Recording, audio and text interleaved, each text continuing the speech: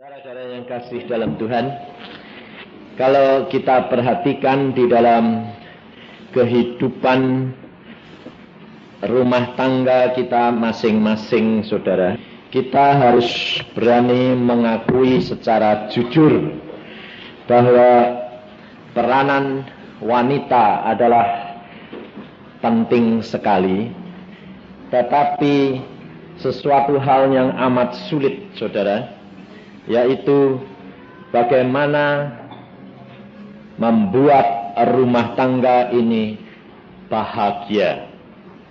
Karena apa? Karena saya sendiri mengakui sebagai seorang laki-laki sukar sekali mengalahkan gengsi. Biasanya laki-laki itu tidak mau kalau dianggap lemah, ya dah? Selalu maunya menang. Saya di sini saja di antara perempuan segini banyaknya, saya merasakan ada sesuatu yang lain.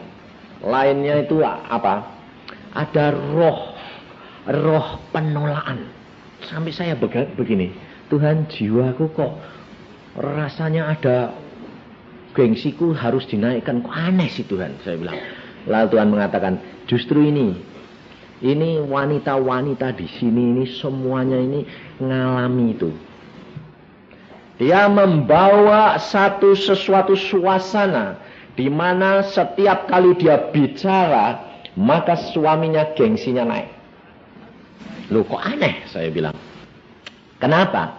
Karena wanita-wanita ini dia selalu dari kecil sudah diberitahukan, dididik, bahkan diberikan suatu image di dalam hatinya orang timur ini bahwa engkau orang lemah.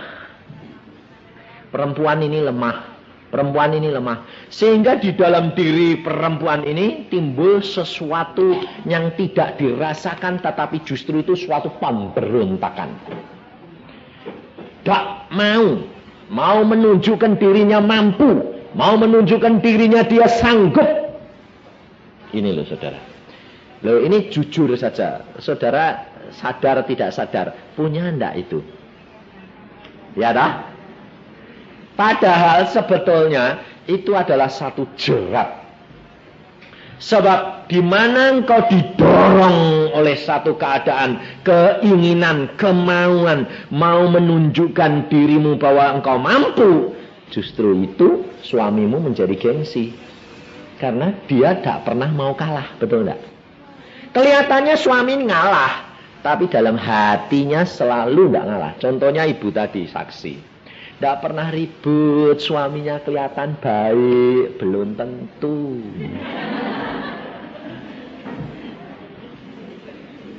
Tahu-tahu punya simpenan, ya dah? Lah, apakah orang begitu itu baik? Lo jujur, siapa yang ibu yang setuju baik? Tidak ada dah? Di sini suatu kenyataan, saudara. Kerap kali itu saudara itu harus sadar, kalau suamimu itu kelihatannya nurut, ngalah sama kamu, waspada.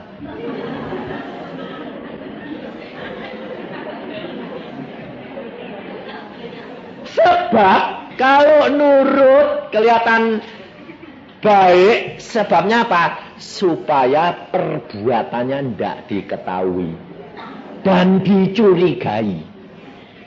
Ibu-ibu lebih seneng kelihatannya suamiku baik ke di belakangnya tutuk. Sebabnya ini saya alami sendiri. Saya ini orangnya keras hati, keras, kasar, dan saya diktator. Ibu-ibu lihat model saya bisa ndak lembut? Ndak bisa dah. Orang punya tamang kayak begini, nggak bisa. Saya orangnya keras hati. Istri saya selalu ngomong gini, Mbok kamu itu seperti itu toh. Nah, lihat teman saya itu suaminya itu lembut, baik. Kalau masuk mobil pintunya dibukain.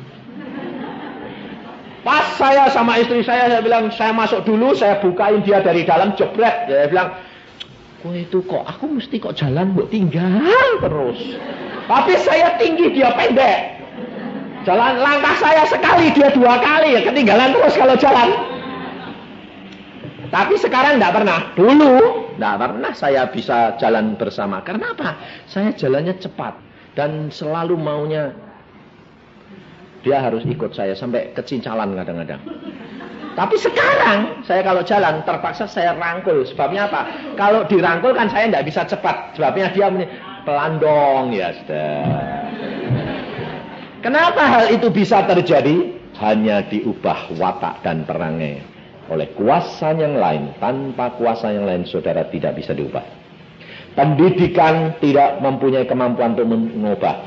Hanya 25%. Saya juga seorang sarjana, tapi tidak merubah. Malah kadang-kadang sarjana ini membuat malah gengsi. Saudara tahu, ibu-ibu yang kerja setengah mati karena suaminya dulunya tidak bisa sekolah, lalu mengatakan, sekolah Pak, sampai jadi sarjana. Setelah jadi sarjana, ibu-ibu yang nyekolahin, dia bilang, sekarang jadi babu. Ya tak? Karena apa? Karena tidak dapat diubahkan. Lalu istri saya berkata, dulu suami itu baik, istrinya selalu di sebelahnya. Kalau mau masuk mobil, pintunya dibuka dulu kayak sopir. Masuk, istrinya wah bangganya, keletak. Baru dia masuk, saya bilang, kamu kepengen saya gitu?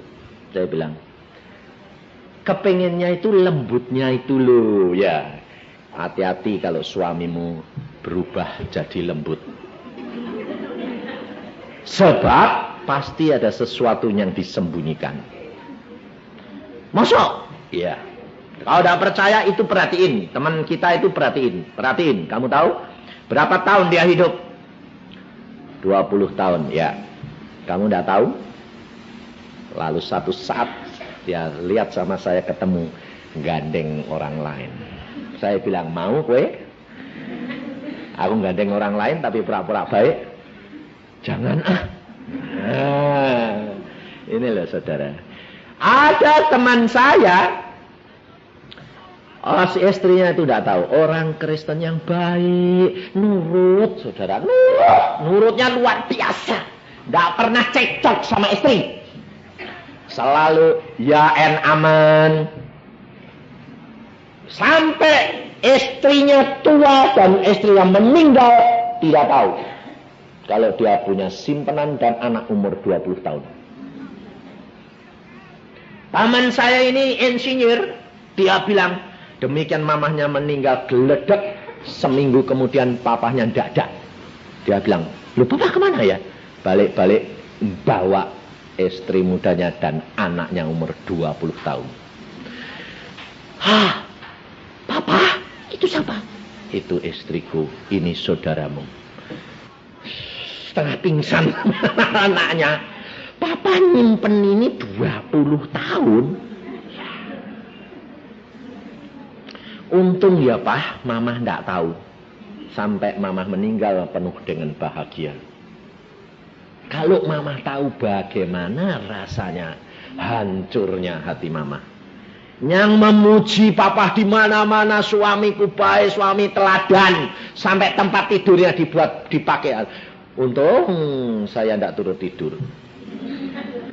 Lah kan kalau nurun kan repot, betul tak? Tidak tahu. Manusia di dalam dunia tidak ada yang baik. Tidak tahu. Istri-istri pun tidak baik.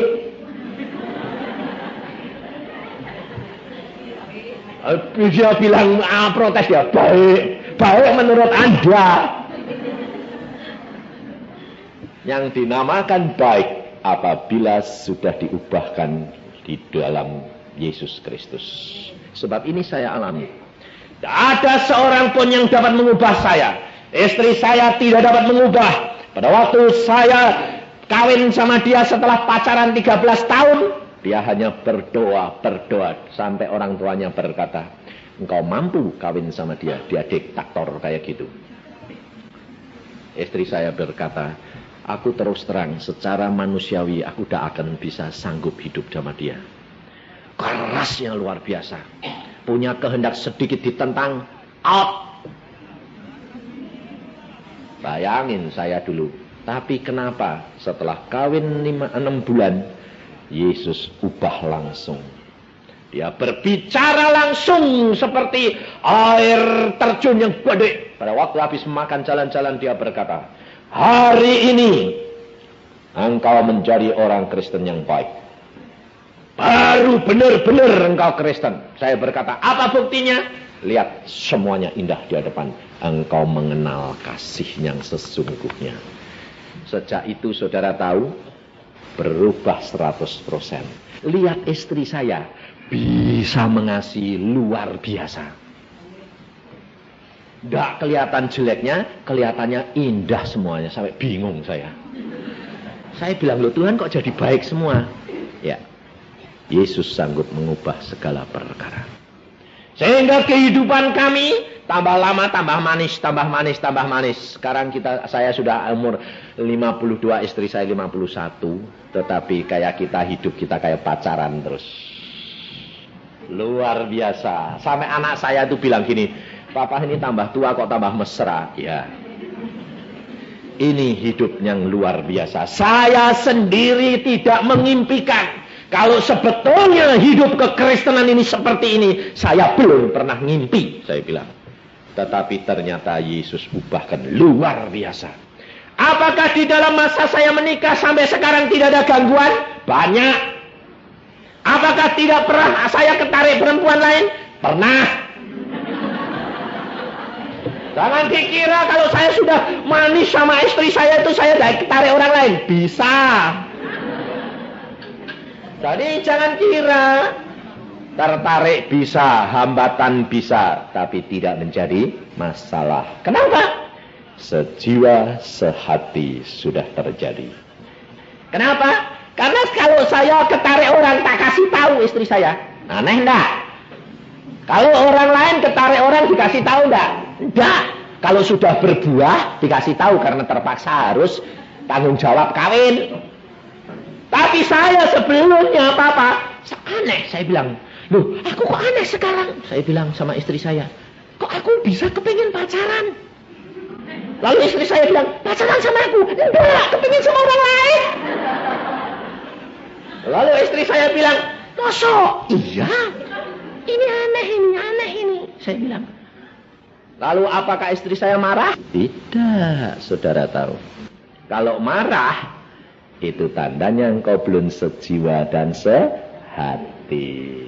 Karena engkau belum tahu perasaan suamimu. Tapi istri saya bilang apa?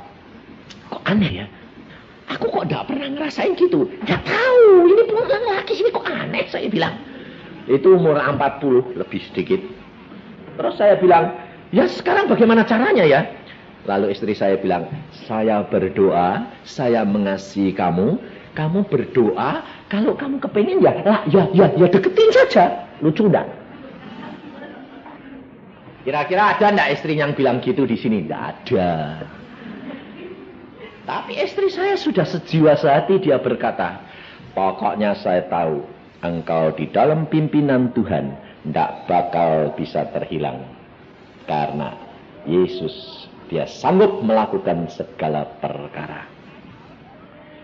Dan akhirnya saya dekat sama wanita itu. Ya, saya deketin. Saya nggak mau. Tapi kok rasanya kok kepingin nengjok lagi. Saya sampai aneh. Tuhan ini kok aneh. Saya berdoa. Saya sudah janji sama Tuhan. Tuhan, aku tidak akan ketemu lagi. Pulang kantor, mampir.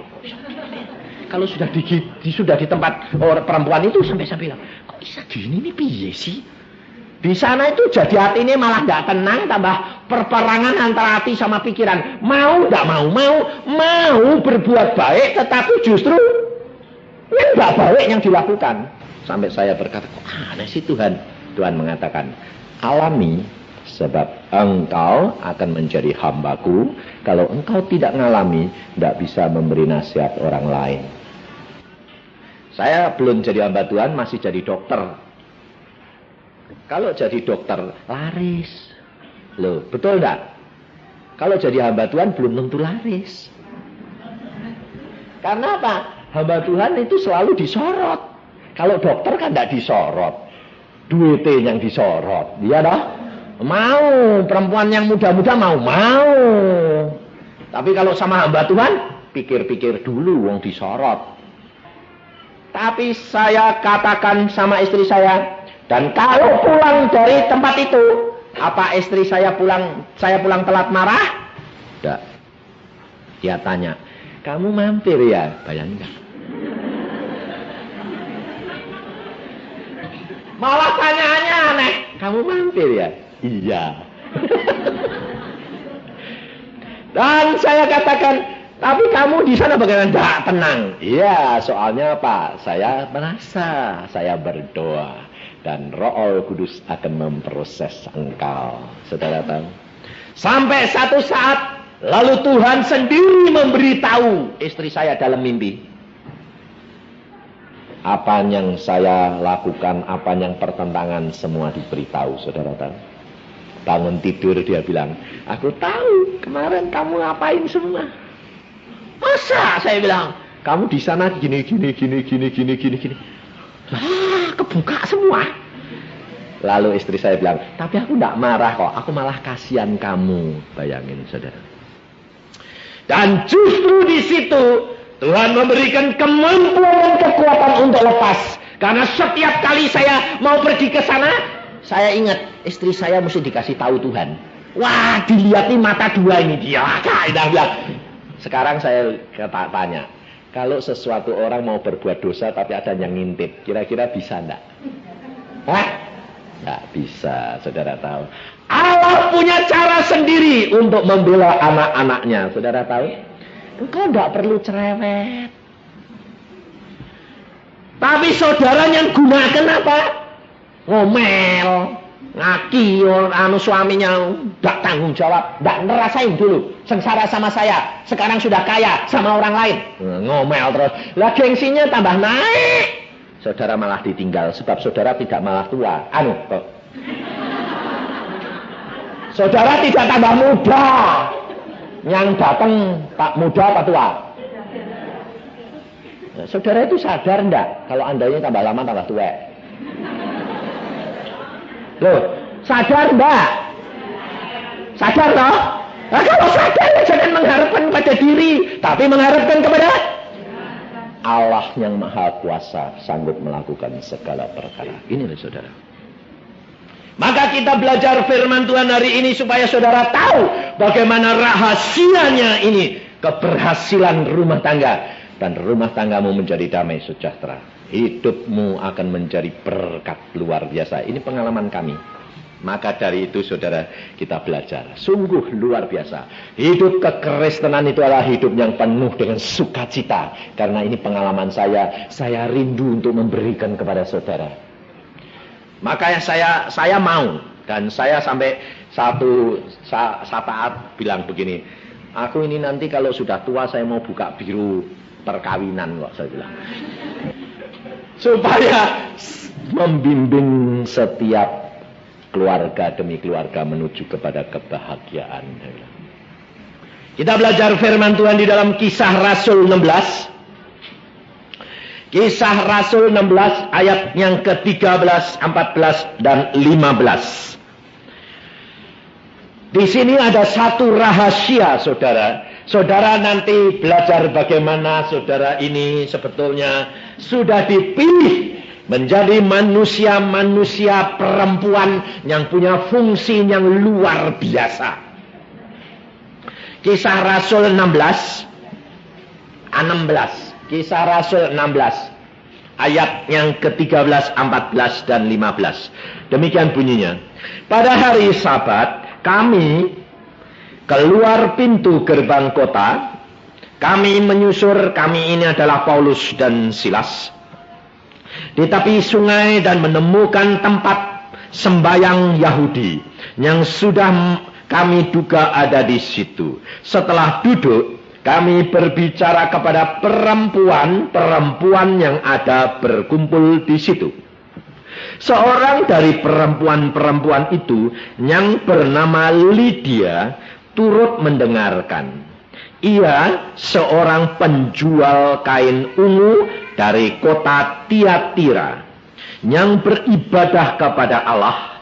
Tuhan membuka hatinya sehingga ia memperhatikan apa yang dikatakan oleh Paulus.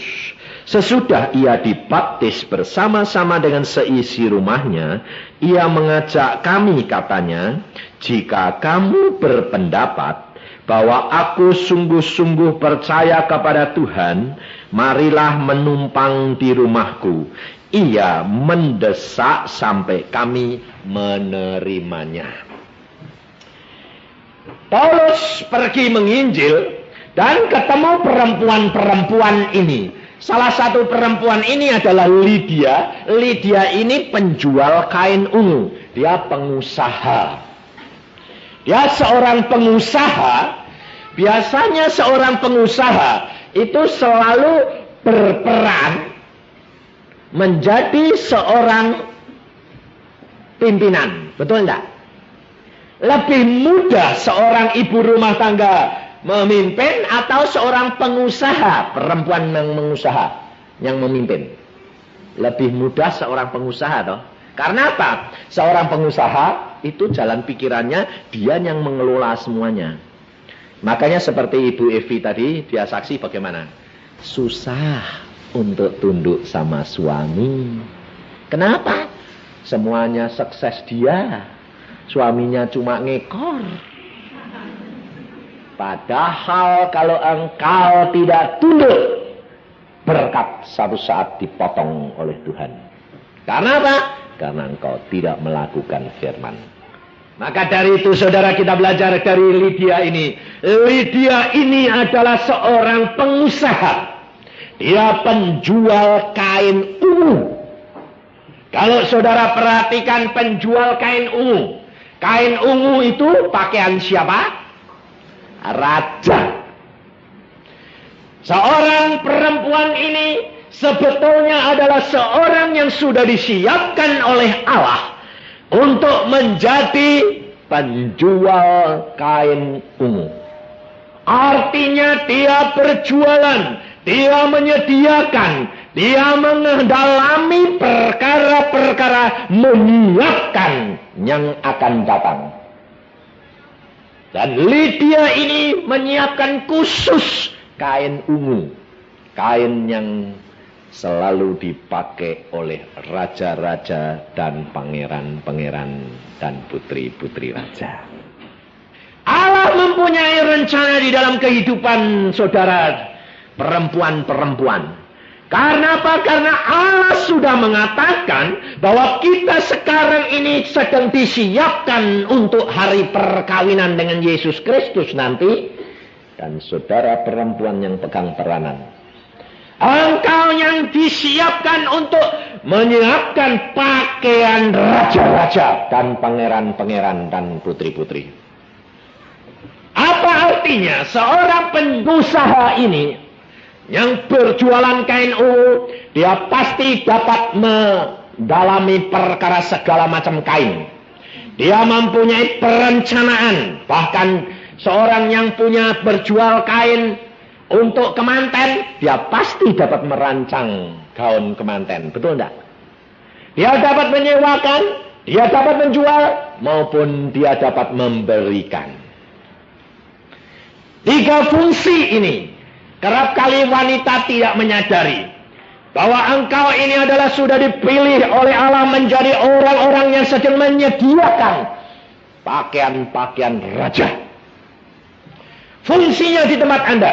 Jikalau seorang raja itu kawin dengan pakaian yang tidak karu-karuan, malu enggak? Yang malu itu rajanya, pengantennya, semua keluarganya dipermalukan. Gara-gara siapa? Perancangnya, betul ya? Keluargamu akan menjadi terhormat, dihargai, kebahagiaanmu terletak di dalam keadaan saudara, ibu-ibu. Saudara tahu. Tapi kita harus menyadari bahwa di dalam diri kita jangan ada rasa engkau adalah manusia lemah. Ini harus dicabut. Sebab itu adalah rencana setan supaya hidup rumah tanggamu tidak bahagia. Sebab demikian kau mempunyai perasaan rendah diri, aku orang lemah, pasti timbul pemberontakan yang mau menyatakan bahwa engkau orang kuat, engkau mampu berdiri sendiri. Dan hal itu tidak akan membawa kebahagiaan rumah tanggamu. Karena suami merasa tidak ada harganya. Dan dia akan berulah gengsi. Dan engkau akan menderita akibat dan anak-anakmu. Kita harus sadar. Kita harus tahu di mana engkau ditempatkan. Kerap kali, saudara tahu. Coba perhatiin. Setiap kali istri mau merancangkan sesuatu yang di luar daripada suami, mesti gengsi suaminya muncul. Entah ditentang, entah melakukannya bantunya separuh hati, mesti ada toh. Karena apa? Karena saudara tidak bijaksana. Karena saudara kerap kali merasa apa? Suamiku sudah anak Tuhan, tidak perlu didoakan. Itu saudara salah. Saya sendiri kerap kali ngalami. Kenapa? Istri saya orangnya lembut. Dulu dia tidak pernah berani apa-apa. Sekarang karena dia tahu aku hamba Tuhan, sudah diubah Tuhan. Kalau punya apa-apa tinggal ngomong, "Pak, anterin ya. Pak, mau ini." Saya bilang, "Kapan kamu mulai berubah, mulai jadi kepala?" "Loh, enggak gitu, maksudku sih enggak gitu. Papa kan sekarang sudah baik toh." Sudah baik, justru harus kamu rendah hati. Dan papa siap untuk melayani, tetapi dengan kesungguhan hati, bukan dengan setengah hati. Inilah saudara. Saudara harus sadar, kalau tambah baik, tambah dekat Tuhan. Malah baik, malah dikacungin. Tidak didoakan lagi, waktu jelek didoain terus siang malam, betul tidak? Suami kalau melancong, ibu tadi saksi toh, suaminya kabur, malah sembayangnya banyak enggak? Waktu baik-baik terus sembayang banyak enggak? KTP. Makanya dibiarkan Tuhan supaya ada masalah, supaya sembayangnya banyak. Saudara tahu, ini kerugian orang Kristen. Tetap berdoa terus. Kalau engkau punya masalah, engkau punya rencana, engkau mau melakukan sesuatu, doakan dulu, Tuhan, aku punya rencana ini, berikan suamiku mengerti dulu ya Tuhan. Belum papa ngomong.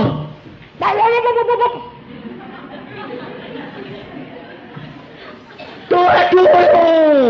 Sampai Tuhan mengetok hati suamimu. Jadi engkau nanti kamu ngomongnya rendah hati. Yang penting kan terlaksana toh.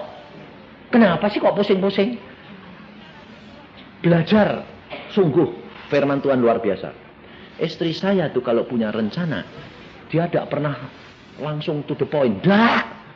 Laki-laki to the point. Dah. Dia berdoa dulu. Setelah itu dia ngomong, Papa, kalau sudah mulai gitu, anak-anak saya sampai karena sudah sehati sepikir, di belakang istri saya itu sudah main mata sama saya. Sebab apa? Omongannya itu sudah lembut, bilang. Sekarang, wah, model segala ini kok macam-macam, kok bagus-bagus ya Pak. Lalu saya sudah terasa. Wah, ada apa-apa ini. Ini pulang loh. Pulang dari Jakarta itu sudah ngomong-ngomong gitu. Saya sudah bilang gini. Apa? Yang bagus itu apa? Anu kok Pak. Itu tapi kok mahal ya. Aku mau warisan aja. Jadi dia merendah dulu. Supaya suaminya yang digerakin Tuhan yang nyodorin. Tapi kalau saudara ndak nyodorin dulu, suaminya suruh ngeluarin koceke, ndak bakal dikeluarin, maki-maki kamu. Sebab seorang suami selalu ingin dia yang menetapkan. Betul enggak? Saudara itu penolong. Penolong itu adalah Anda memberikan pengarahan. Saran-saran, pengarahan. Yang menetapkan suami. Saudara ndak, sudah ditetapkan tok tok tok tok tok, suami bayar. Lah diketok kepalamu nanti. Malah ndak didapat, malah jengkel. Ini saudara salah. Alkitab mengajar. Lydia ini menyiapkan kain ungu. Dia menyarankan, dia merencanakan, dia merancang, tapi dia menyarankan pilihannya adalah yang make, yang beli. Betul tak?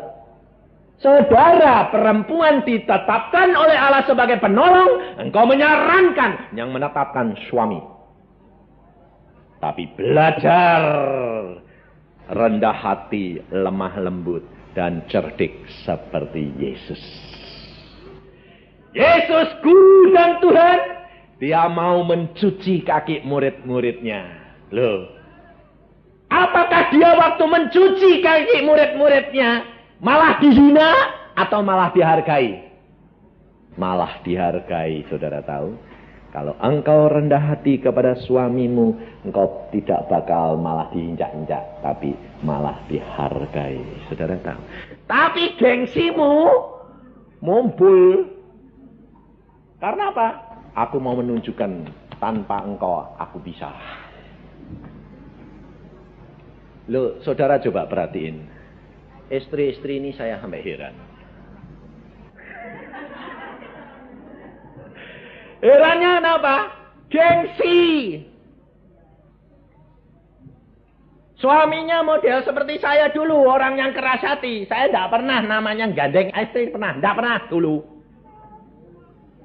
Lalu kalau tidak pernah digandeng, si istri-istri merasa dia gandeng aku tidak mau. Aku suruh gandeng dia, gengsi dong. Digandeng orang lain. Betul tidak? Karena apa? Karena setiap orang itu punya kelemahan, saudara tahu. Lebih-lebih orang timur, lebih-lebih orang yang laki-laki yang dididik. Perempuan pokoknya uang cukup. Itu zaman dulu itu perempuan itu tidak ada harganya, saudara tahu.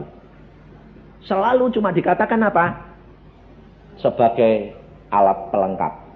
Makanya perempuan zaman dulu itu istrinya Raja Daud itu 300. Raja Soleman 1000.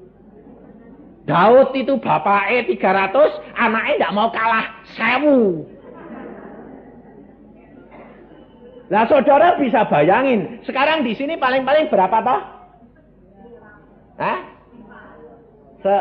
Berapa? Ini ada 100 lebih ya? Kira-kira berapa ini? 200-an ya? Ini semua seumpamanya istrinya Daud, bayangin.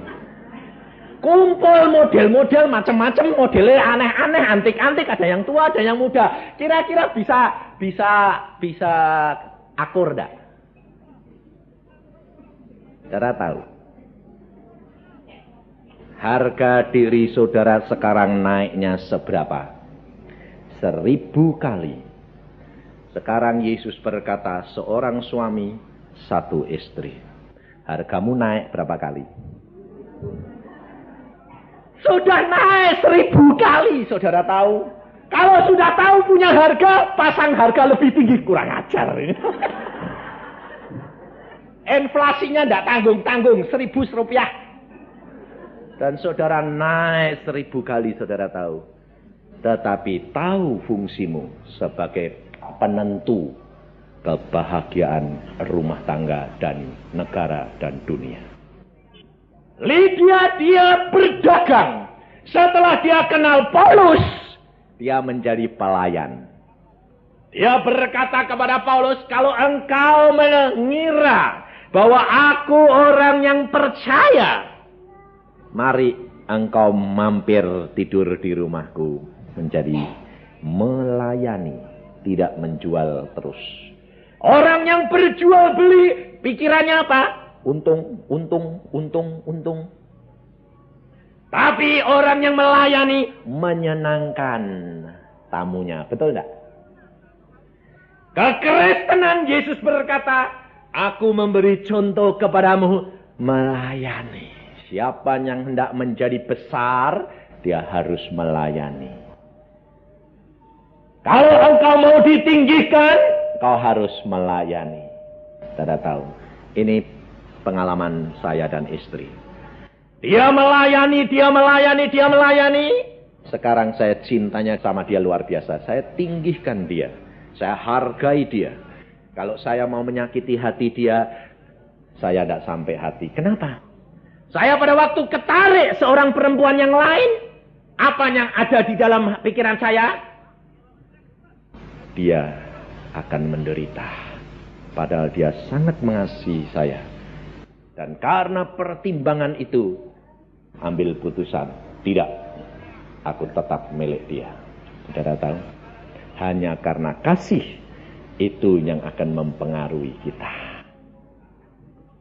Tanpa kasih, kita tidak akan dapat memenangkan sesuatu, saudara tahu. Tetapi Yesus sudah mengajar kepada kita, layani dengan motivasi yang bersih. Mendahulukan Yesus, minta hikmat dan marifat dari dia untuk dapat mengerti hati suami, anak-anak, mertua.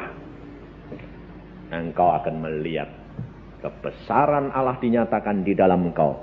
Semua orang akan mengasihi. Karena apa? Janji Yesus. Kalau jalan seseorang memperkenankan hati Allah, musuh-musuhmu didamaikan kepadamu. Tidak ada musuh. Tapi ternyata di sini mantu-mantu banyak punya musuh. Sama siapa? Mertua. Biasa.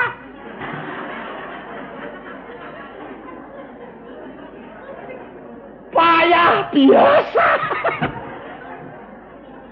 Itu belum berubah. Yang belum berubah mantunya atau mertuanya? Mertua. Padahal yang belum berubah itu yang kenal Yesus. Yang kenal Yesus harus berubah. Dan dia menjadi berkat untuk sesama manusia. Saudara tahu?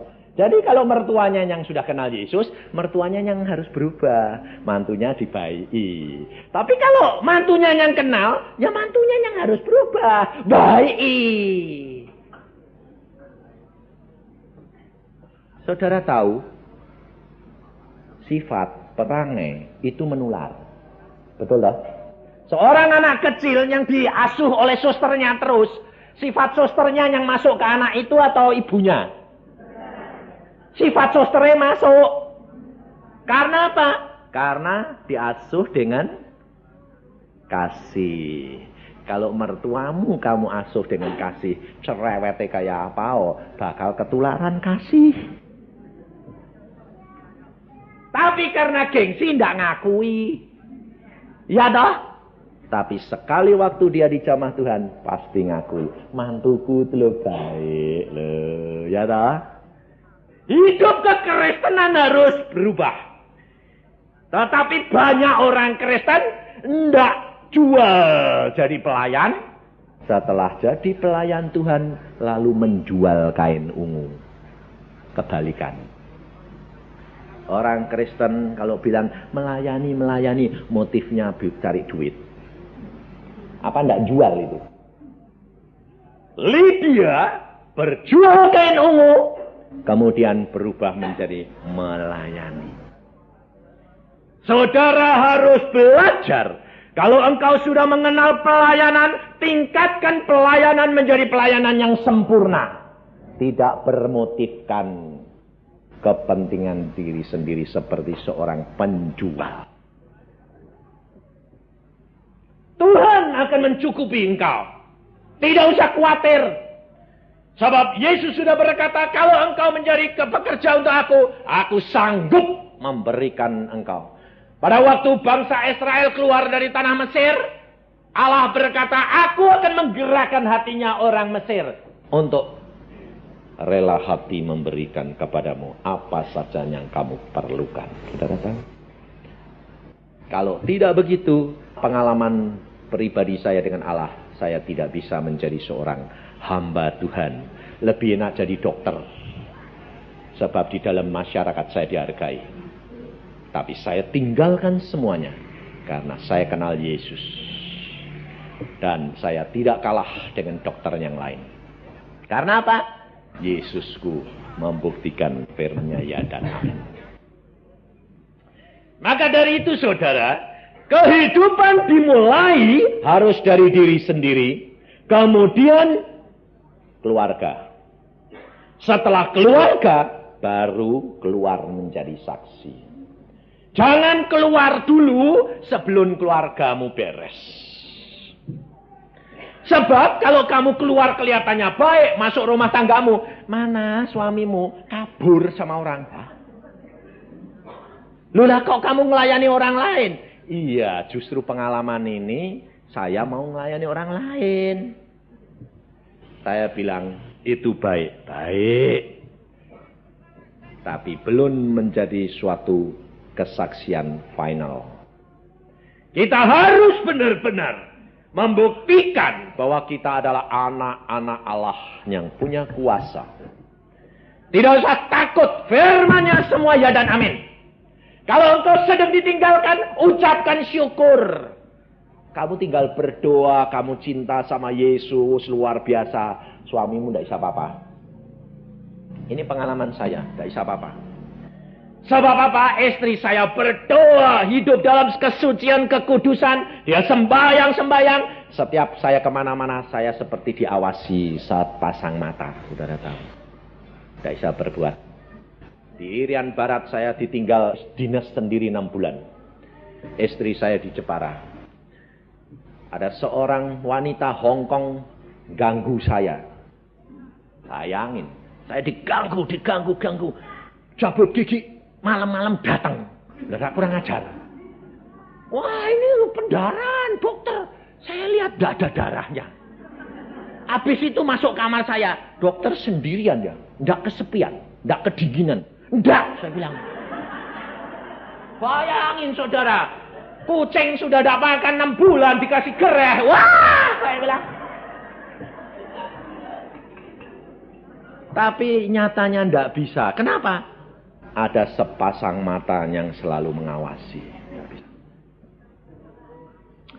Tidak bisa, saudara tahu. Ini, saudara. Maka dari itu, kalau engkau itu melekat sama Yesus, firman-Nya selalu menguasai engkau, kau punya kuasa yang lain. Yang mengerjakan engkau. Yang mengerjakan suamimu. Tetapi kerap kali ini pikiranmu tidak berani menyerahkan. Tidak rela melayani. Kira-kira kalau seorang pelayan. Kalau kerjaannya tambah sedikit, tambah senang atau tambah banyak? Hah? Tambah senang dah? Loh, seorang pelayan restoran. Itu kalau pekerjaannya tambah sedikit, tapi gajinya gede. Tambah senang atau tambah? Senang dah? Lah ya. Lah saudara ini pelayan apa enggak?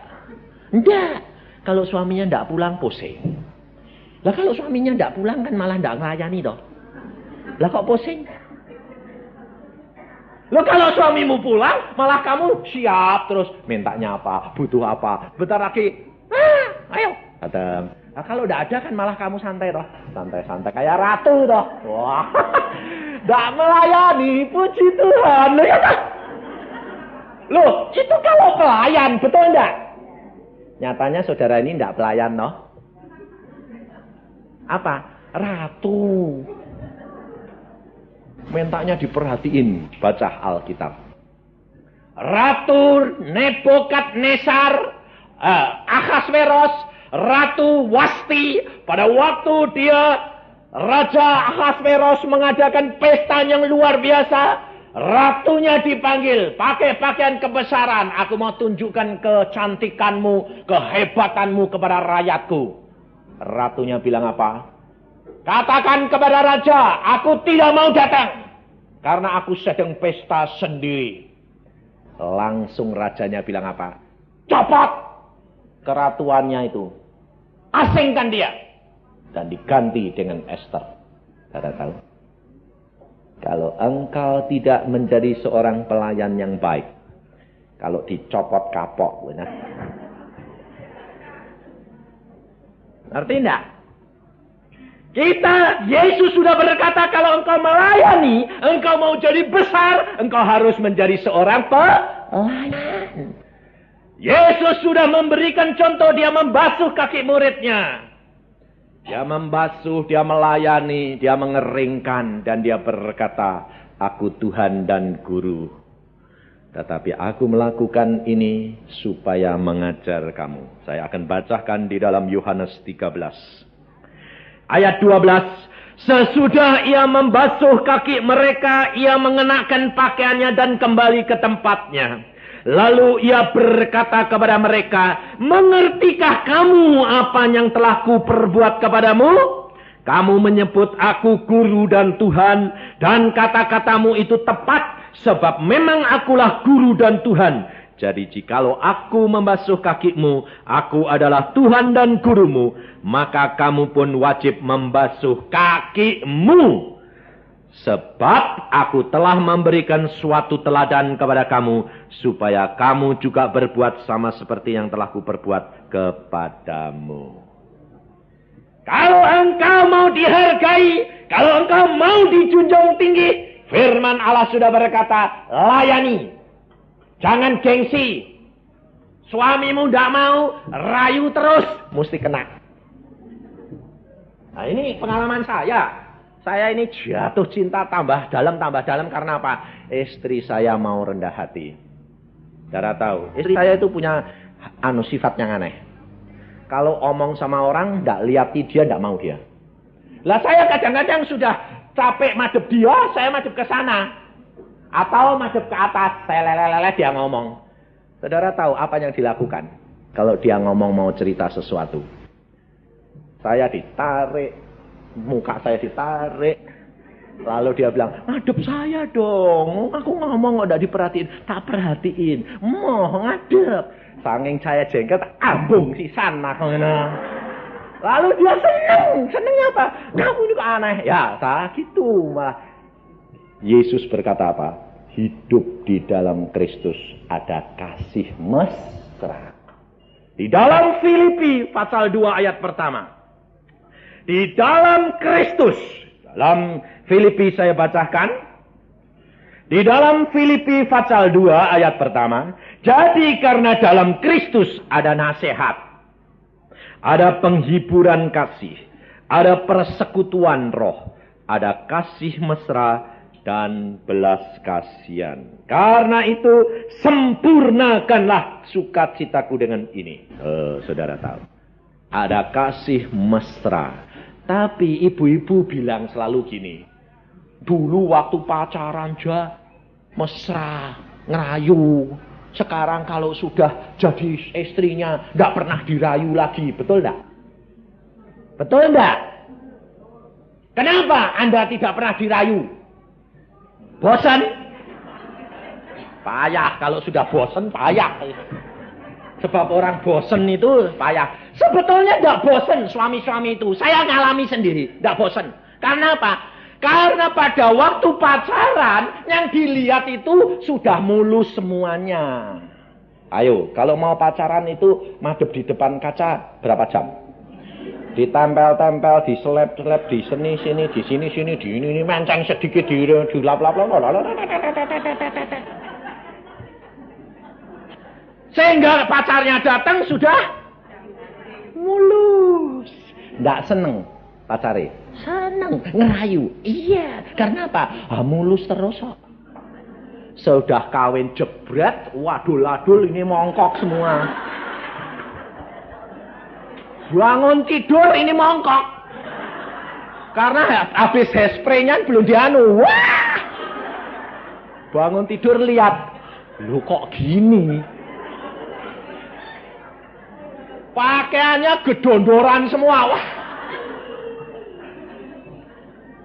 Ternyata kalau pergi ke belakang, nyeret sandal, srek. Waktu dia ketemu sama pacar, mulus semuanya. Lah ya terang kekabelan. Lah setelah menikah, ndak malah kabelan, malah lu kok tambah jelek. Bukan bosen, mutunya turun. Mutunya ini merosot. Jadi nggak bosen sebetulnya. Nggak, saya yakin nggak ada suami yang bosen. Mutunya merosot. Tapi kenapa istri saya kok mutunya tambah tinggi? Itu masalahnya. Matanya diganti mata Yesus kasih. Yang jelek nggak kelihatan, yang bagus kelihatan. Sebab dulu waktu belum kawin, saya tidak bisa lihat seluruh tubuhnya. Ditutup-tutupi. Sudah kawin, kelihatan. Nah, mutunya naik. Tapi saudara mutunya turun. Lah ya suaminya tidak bosan. Enggak. Bingung, mutunya kok turun. Ini loh saudara, tahu enggak? Dan saudara dapat meninggikan mutu apabila engkau hidup di dalam kesucian dan kekudusan.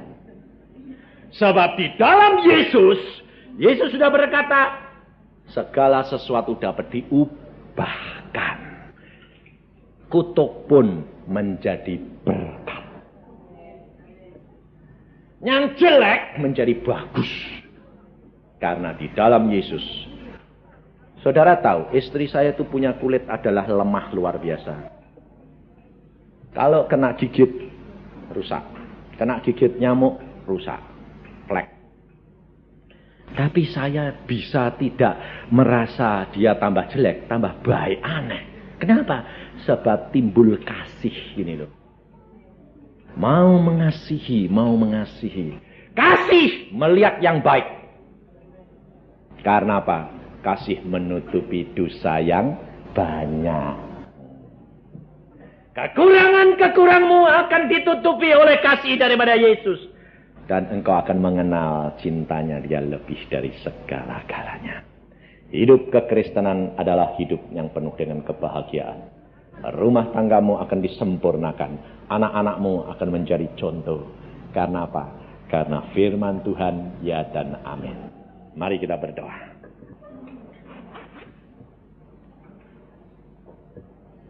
Tuhan, firman-Mu sudah hamba sampaikan.